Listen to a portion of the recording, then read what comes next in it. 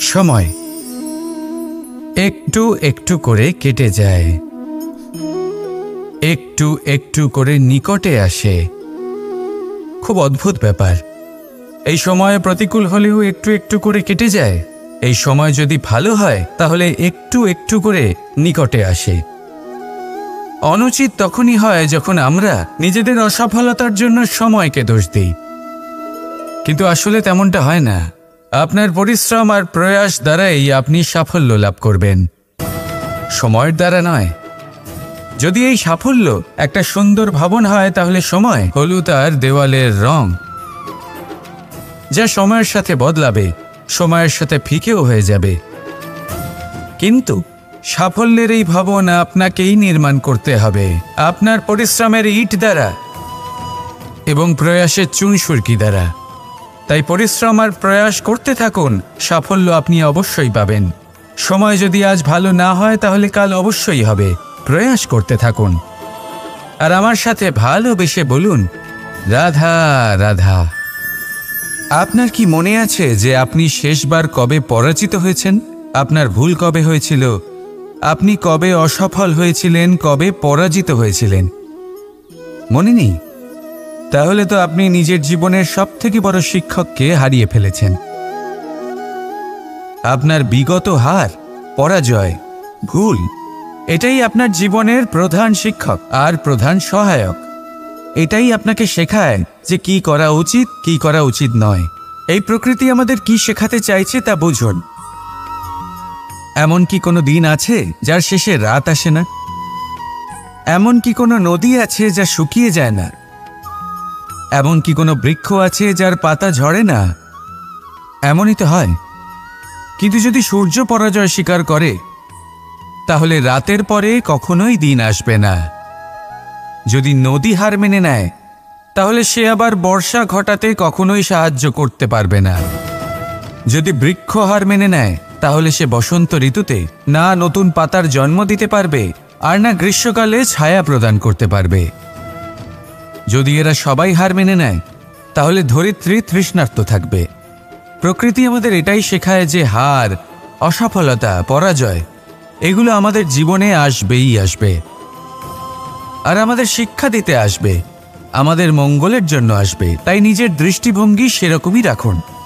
তাই ধনাত্মক দৃষ্টিভঙ্গি দিয়ে দেখুন, নিজের হার, নিজের পরাজয় থেকে শিক্ষা নিয়ে অগ্রসর হতে থাকুন। নিশ্চিত রূপে আপনি জয়ী হবেন। আর যখন জয়ী হবেন তখন মন প্রসন্ন হয়ে বলবে, রাধা রাধা। জীবন, এই জীবন আসলে কি? এ হলো জন্ম থেকে মৃত্যু পর্যন্ত এই সময়। কিছু মানুষ এটা বলে থাকেন যে এই যে নিঃশ্বাস নিচ্ছি, এই হলো জীবন। আর প্রত্যেক ব্যক্তি, প্রত্যেক প্রাণী, তাদের নিঃশ্বাস নির্ধারিত থাকে, নির্দিষ্ট হয়ে থাকে। তাকে সেই নির্ধারিত নিঃশ্বাস নিতেই হয়।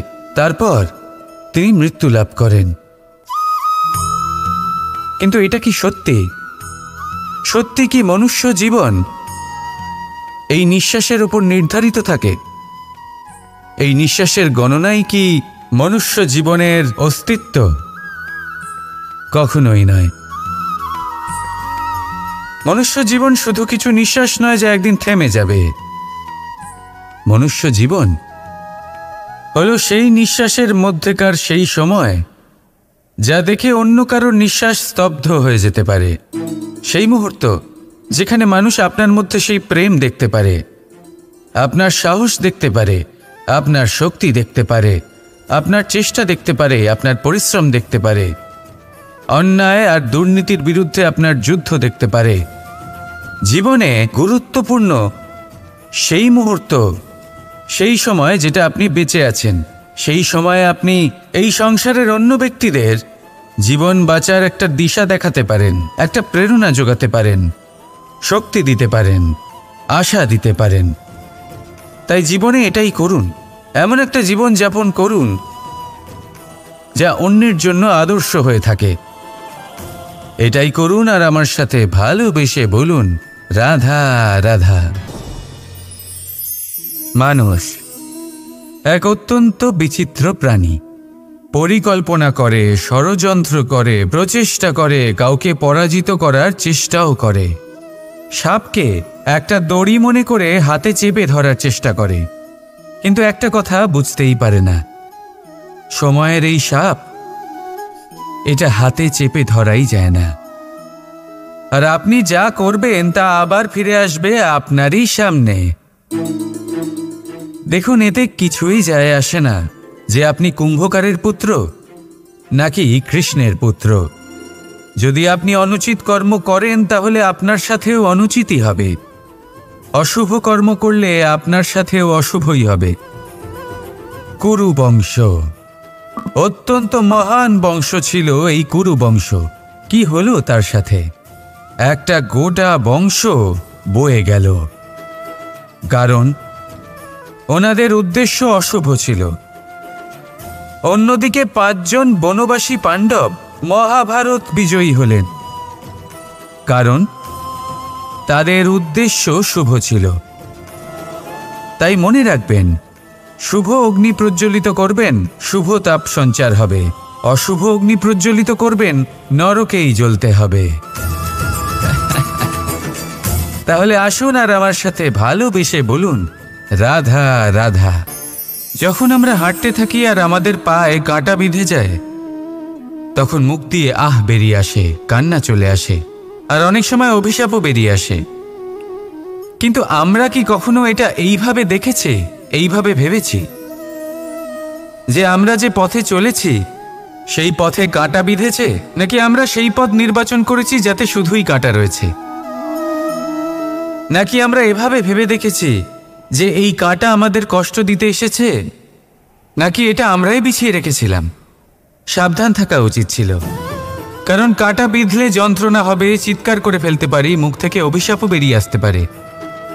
কিন্তু এই অভিশাপ শুধুমাত্র আমাদের তরফ থেকে অভিশাপ হয়, সামনের ব্যক্তিটির ওপরও নির্ভর করে। এবার সেই ব্যক্তি যদি এমন হয় যে ফুল আর কাঁটা এই দুই সমানভাবে গ্রহণ করতে পারে, তার কাছে অভিশাপও বরদানে পরিণত হয়। শেষ পর্যন্ত ব্যাপারটা দাঁড়ায় ভাবনা, চিন্তা, দৃষ্টিভঙ্গির ওপর। কারণ আপনার এই ভাবনাই সত্যি হয়ে সামনে আসে। সেই জন্য এই ভাবনা, চিন্তা, মানসিকতাকে গুরুত্ব সহকারে দেখবেন। এই বিবেচনা নিয়ে বিবেচনা করতে শিখুন। আমার কথার অর্থ হলো যে জীবনে যখন এরকম কিছু একটা ঘটবে, তখন ভেবে দেখুন যে এরকম কেন হলো। আপনি কি এমন কোনো কর্ম করেছিলেন যার কর্মফল এটা? এমন কোনো কাজ যা অনুচিত ছিল, অসত্য ছিল, যা অভদ্রতার কারণ ছিল? ভেবে দেখা প্রয়োজন। দেখুন, ইচ্ছে হলো আপনার যে আপনি কি করতে চান, ভাবনা আপনার, সত্য আপনার, জীবন আপনার, সিদ্ধান্ত আপনার। আসুন আর আমার সাথে ভালোবেসে বলুন, রাধা রাধা। বাজ পাখিকে পক্ষীরাজ বলা হয়। বাজের আয়ু হলো মোটামুটি 70 বছর। এবার 40 বছর হতে হতেই ওদের পালক লম্বা এবং ভঙ্গুর হয়ে যেতে থাকে, ঠোঁট বেঁকে যায়, ডানা ভারী হয়ে যায়, অর্থাৎ আগের মতো উড়তে পারে না, সেই শক্তি থাকে না। এবার সেই বাজ কি করবে? বাজ সব থেকে কঠিন নির্বাচন করে, নির্বাচন নিজের পুনর্স্থাপনার। সর্বপ্রথম একটা বিশাল পর্বতে যায়, একান্তে নিজের এক বাসস্থান তৈরি করে, আর তারপরে পাথরের সাথে নিজের ঠোঁট বারবার আঘাত করতে করতে সেই ঠোঁট ভেঙে ফেলে। তারপরে সে অপেক্ষা করে সেই ঠোঁট পুনর্নির্মাণ হওয়ার। তারপর সেটাই করে নিজের পালকের সাথে। তারপরে নিজের ডানা থেকে এক এক করে ভারী পালকগুলো ছিঁড়ে ফেলে দেয়। আর তারপর 150 দিনের এই যন্ত্রণা সহ্য করার পরে ও ফিরে পায় নিজের ওড়বার অনন্য ক্ষমতা, সেই শক্তি। আর তারপরে ও জীবনের পরবর্তী 30 বছর বাঁচে। কি বুঝলেন আপনি? যদি ইচ্ছে শক্তি থাকে তাহলে একজন দুর্বলও শক্তিশালী হতে পারে। আপনিও এটাই করুন, নিজের অতীতের যন্ত্রণার বোঝাগুলিকে ত্যাগ করুন আর কল্পনার খোলা আকাশে উন্মুক্ত হয়ে উড়ে বেড়ান।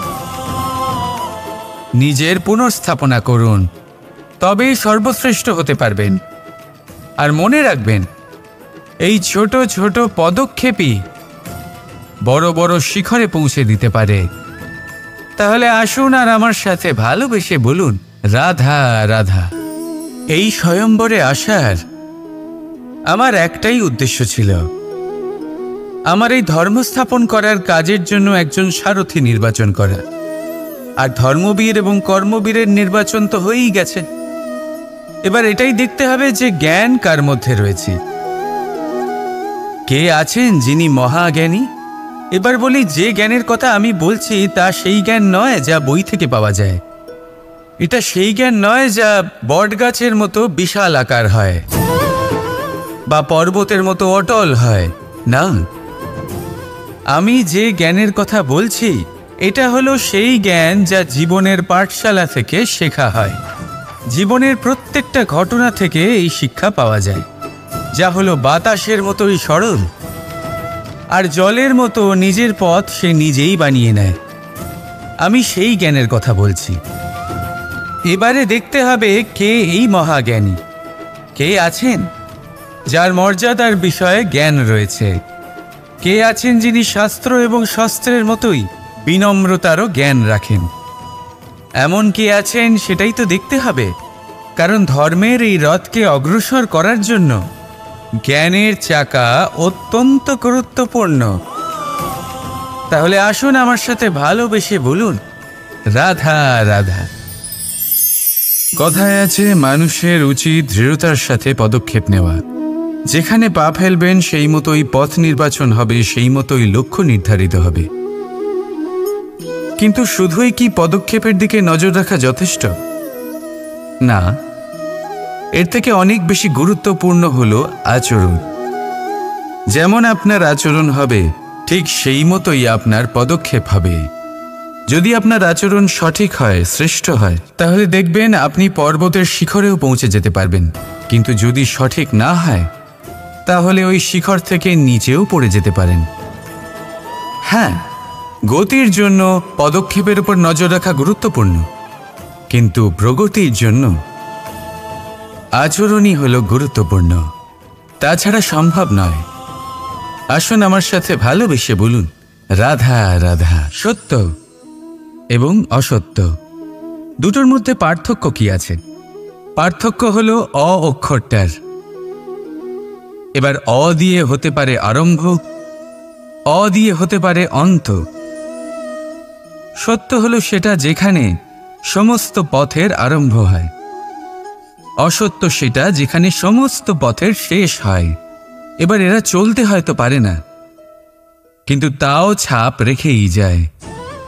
সত্য সেই ছাপ রেখে যায় যা একটা উজ্জ্বল উৎকৃষ্ট উদাহরণ হতে পারে, আর অসত্য সেই উদাহরণ তৈরি করে যা একটা কলঙ্কিত ইতিহাস তৈরি করে।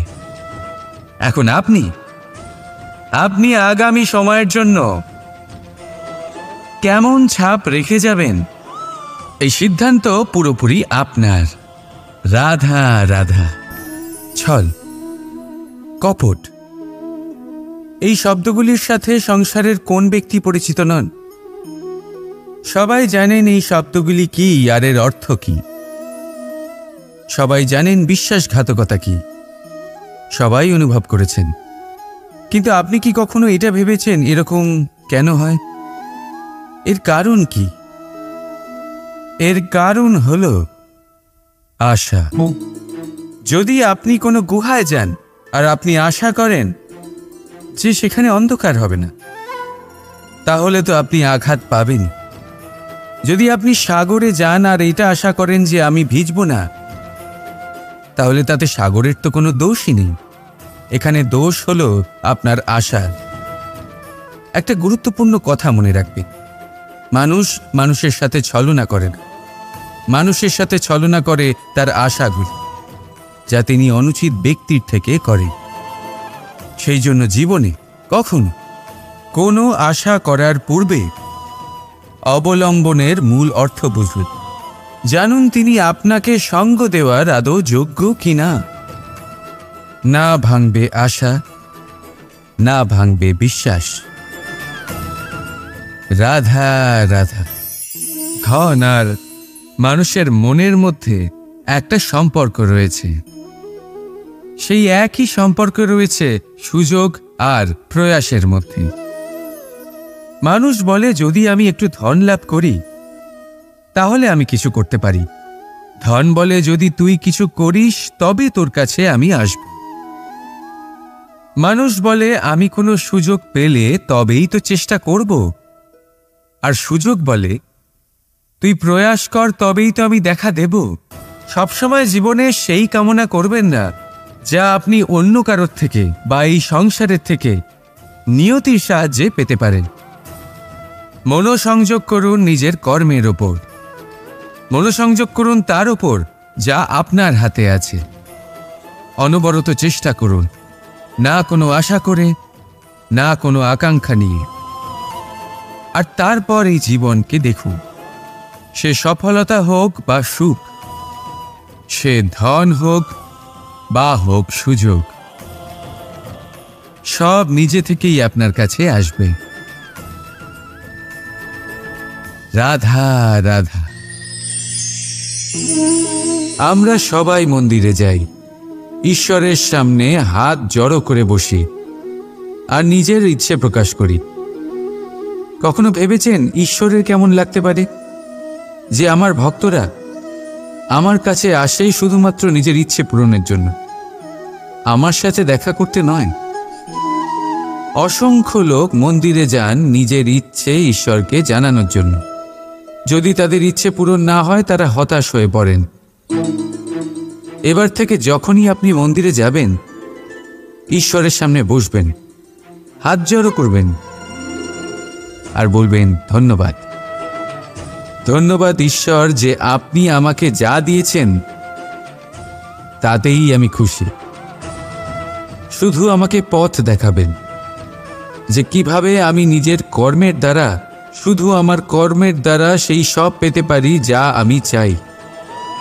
ঈশ্বরের থেকে শুধু চাইতে গেলে তাহলে ঈশ্বরের কাছে নিজেকে অনেক ছোট মনে হবে। কিন্তু যদি নিজের কর্ম করে তারপর ঈশ্বরকে ধন্যবাদ জানান, তাহলে সঠিক রূপে আপনি ঈশ্বর লাভ করবেন।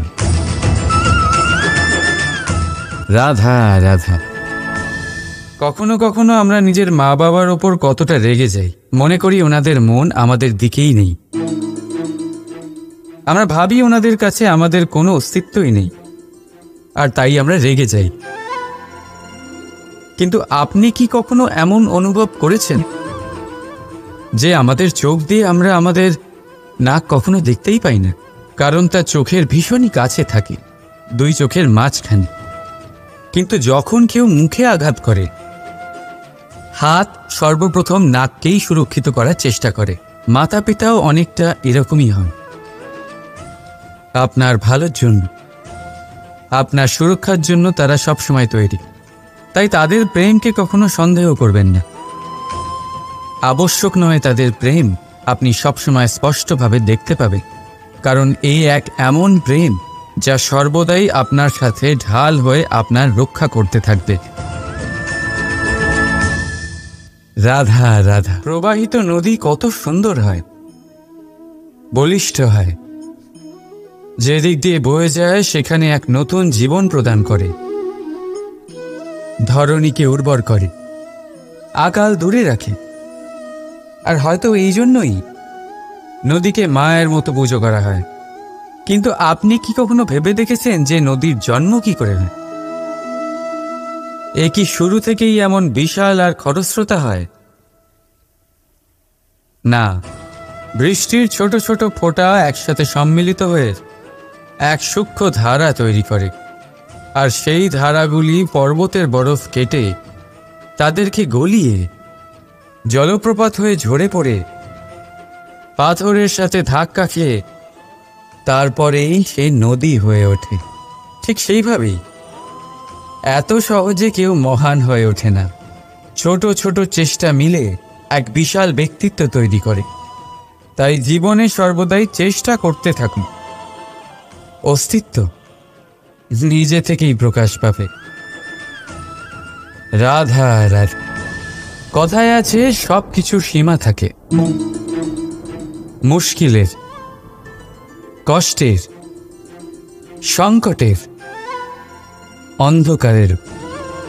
যার কোনো সীমা নেই তা হলো কেবলমাত্র কঠোর পরিশ্রমের। আপনি নিশ্চয়ই দেখেছেন, রাত্রি যতই অন্ধকারময় হোক, তারারা পরিশ্রম করে তার সাথে লড়তে থাকে, আর অবশেষে সকাল হয়েই যায়। ঝড়ে পাখিদের বাসা ছিন্ন বিচ্ছিন্ন হয়ে যায়, কিন্তু পাখিরা নিজের পরিশ্রম দ্বারা তা আবার বানিয়ে নেয়। কারণ যা সীমিত তাকে অসীমের কাছে হারতে হয়, আর পরিশ্রম অসীম। রাধা রাধা। আমরা সকলেই সময়ের গুরুত্ব বুঝি। সময় আমাদের তৈরি করে, আর সময়ই আমাদের নষ্ট করে দেয়। কখনো ভালো সময় আসে, আর কখনো ভীষণ খারাপ সময় আসে। তবে আশ্চর্যের বিষয় এটাই যে সব জেনেও আমরা সময় নষ্ট করি। মনে রাখবেন, সময় শুধু বয়ে যায়, কখনো ফিরে আসে না। তাই ভালো সময় আসার অপেক্ষায় সময় নষ্ট করবেন না। যাই করবেন আজ, এক্ষুনি, এই মুহূর্তে শুরু করুন। তা সেটা কাউকে আনন্দ দেওয়াই হোক, বা নিজেকে বদলানোর চেষ্টা করা হোক, যাই হোক না কেন, বিলম্ব করবেন না। কারণ সময় শুধুমাত্র তাকেই সঙ্গ দেয় যে সর্বদা সময়কে সম্মান করে। রাধা রাধা।